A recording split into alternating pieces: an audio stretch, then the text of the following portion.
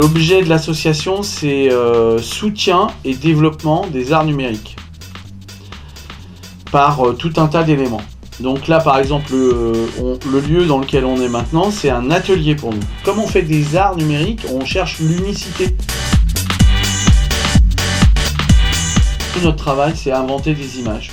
Tu vois, plein de types d'images différents. Alors, plein de types d'images avec des ordinateurs ou avec des micros, parce que une image, ça peut être sonore.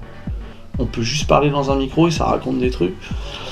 Avec des caméras, mais aussi avec des appareils photo, puis après des fois avec d'autres choses. On est arrivé ici en 2016. Notre idée, ça a été de fabriquer une image de la ville avec les gens. Donc les premiers qui sont venus, c'est les enfants.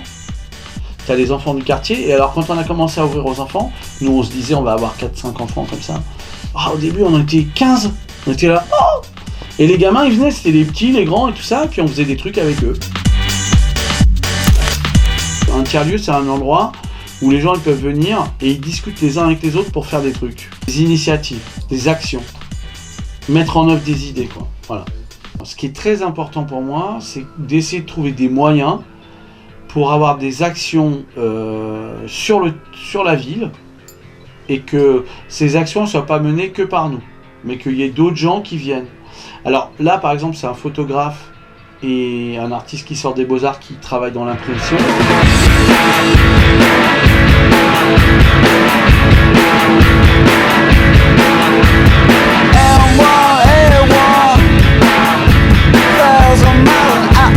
Cette résidence-là, c'était une bonne opportunité d'avoir une semaine à faire que ça. Genre. On s'est mis d'accord avec Robin on allait essayer de faire un manga, donc on a utilisé des codes.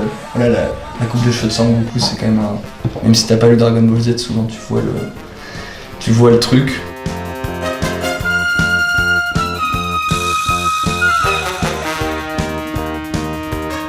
Et du coup, on joue avec les codes du manga.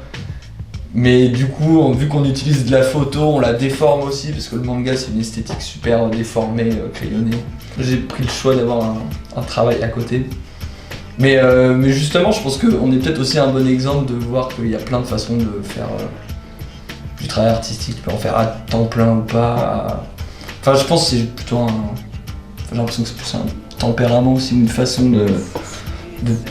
Tu peux tout voir comme potentiellement un truc genre qui peut t'inspirer, tu vois, et tu produis ou pas, mais enfin ça dépend des gens.